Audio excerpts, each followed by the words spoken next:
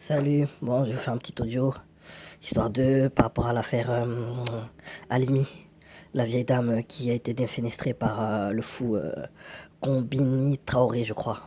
Donc voilà, bon, donc déjà, je tiens à présenter mes condoléances à la famille et à tous ceux qui se font tuer par des gens qui sont mentalement déstabilisés. Donc je connais, c'est des choses auxquelles j'ai déjà eu affaire de par mon métier.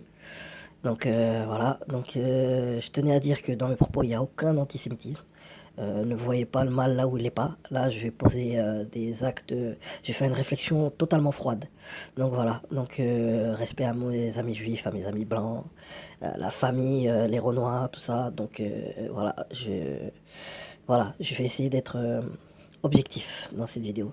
Donc je tenais à dire que j'ai travaillé dans le milieu de la sécurité et on gérait les malades, les gens, les psychotiques qui étaient en psychiatrie, on les gérait.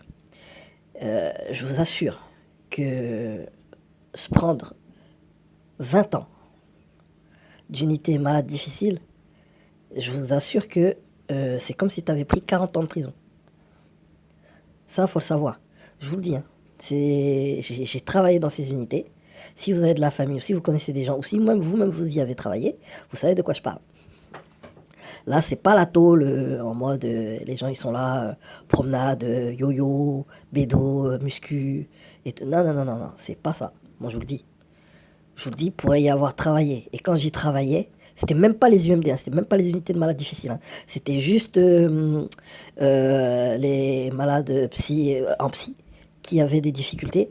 Et c'était même pas les unités les plus problématiques, hein. Des fois, on avait des cas vraiment problématiques qui étaient transférés vers justement les UMD, les centres où le Combini Traoré là va être pas incarcéré, mais là où il va être entre guillemets soigné. euh, Pendant à peu près 20 ans. Il n'y a pas de remise de peine, il n'y a pas de ci, il n'y a pas de ça. Je vous assure, hein, tu rentres dedans. Nous, on nous appelait, on allait gérer les malades difficiles pour leur douche, ceux qui étaient en CI, c'est-à-dire en chambre d'isolement. Je vous assure que quand tu rentres dedans, tu as envie de sortir tout de suite. Les un quart d'heure, voire 20 minutes, une demi-heure qu'on passait dedans, c'était un enfer pour moi tous les matins. Et pourtant, j'en ai vu des choses. Et j'ai fait des choses. Mais je vous jure, hein. Et il y a des gens qui sont dedans. Depuis que j'ai travaillé, j'y suis encore aujourd'hui. Sincèrement, même t'es pas fou, tu vas le devenir.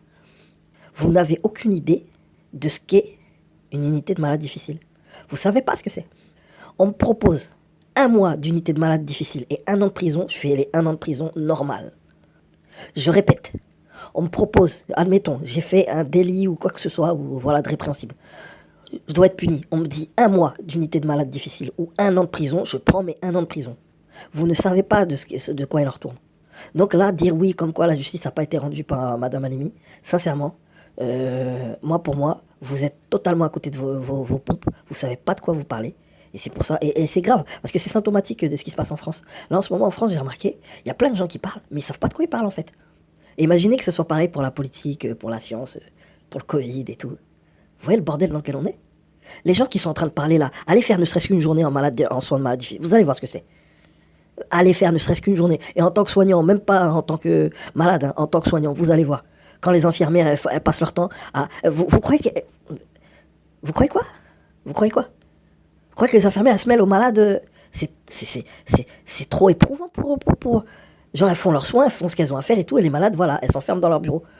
C'est triste à dire, mais moi, c'est ce que j'ai vu de mes propres yeux. Et moi, à chaque coup, je rentrais dans ce putain de bâtiment, tout ce que je voulais, c'était sortir. Ce que vous dites et ce que vous faites en France, ça, c'est n'importe quoi, hein. C'est pas bon, hein. Là, maintenant, vous instrumentalisez la mort de cette vieille dame pour dire de la merde et tout. C'est n'importe quoi, c'est pas bien. Moi, je vous le dis, franchement, je mets au défi quiconque de réfuter ce que je dis là. J'y ai travaillé, je sais ce que c'est. Et pendant des années. Je sais pas, ouais, j'ai fait un stage d'1 mois ou mes couilles, ou... je travaille dedans pendant des années. Des années, des années. Je vais pas dire où parce que voilà, ça sert à rien. Mais voilà. Et ceux qui travaillent dedans, ils savent de quoi je parle. Le personnel soignant sait de quoi je parle. Donc voilà, là, le pays, il est déjà dans la merde et tout. Tout le monde se regarde en chien de faïence, tout le monde a envie de se niquer. Et là, vous mettez de l'huile sur le feu par rapport à un problème qui n'en est pas un en réalité. Le mec, il est fou. J'ai déjà vu des gens comme ça devant moi. Ils ont tué des gens, ils s'en rendaient même pas compte. J'ai été témoin un jour. Un mec, il a buté une meuf. Il lui a cassé la tête sur l'évier, un évier en céramique. Il a éclaté sa tête dessus. Il était sous, je sais pas, il était sous quoi. Mais il était totalement désaxé, le gars. Ils l'ont sédaté pendant au moins 2, 3 semaines avant de lui annoncer la nouvelle de ce qu'il avait fait. Et j'ai vu dans son regard comme quoi il savait pas qu'il avait tué cette dame. Quand le docteur il lui a annoncé comme quoi il avait tué la dame, j'ai regardé ses yeux. Mes yeux ils étaient plongés dans ses yeux. Et j'ai vu. Il pensait pas qu'il avait tué cette dame. Il pensait juste qu'il avait attrapé et que voilà, il essayait de se débattre avec elle et tout. Parce que lui, il pensait que c'était un démon. Maintenant, moi, j'invente rien. Je vous dis ce qu'il disait, le gars. Il était en psy. Il était fou, je vous le dis. Et c'était un grand gaillard de je sais pas combien. Il était pratiquement aussi grand et costaud que moi. Ils l'ont sédaté. Jusqu'à un moment, c'était un légume. Et 2 ou 3 semaines après, c'est seulement là qu'ils lui ont annoncé quand il avait un peu repris ses esprits, tout ça. Et c'est seulement 2 ou 3 semaines après. Et ils lui ont dit. Et j'étais là, devant lui. Et j'ai vu. Et ce gars-là, là, celui dont je parle, il est toujours en unité de maladie. Je vous le dis. Donc ceux qui parlent là, vous parlez pour rien, je vous le dis. Vous parlez pour rien. Oui, comme quoi la justice n'a pas été rendue. 20 ans en unité de malade difficile. Putain. Mais vous savez pas de quoi vous parlez. Bon, enfin bref, voilà. Moi c'était pour vous dire ça que... Donc voilà. Et surtout, commencez pas à dire oui, c'est parce que je prends pas... Au contraire, c'est parce que je pense que la victime, c'est ce qui lui est arrivé, c'était horrible. Et j'espère que ça arrivera jamais, même à mes pires ennemis, ce qui est arrivé à cette dame. C'est affreux, c'est horrible. Mais maintenant, faut pas tout mélanger. Faut pas tout mélanger. Quelqu'un qui est en état psychotique comme ça, ben, même un bébé pour lui peut représenter un danger. Et il va être capable de le piétiner. Donc commencez pas à dire oui, voilà. Bon, donc voilà, c'est ce que j'avais à dire.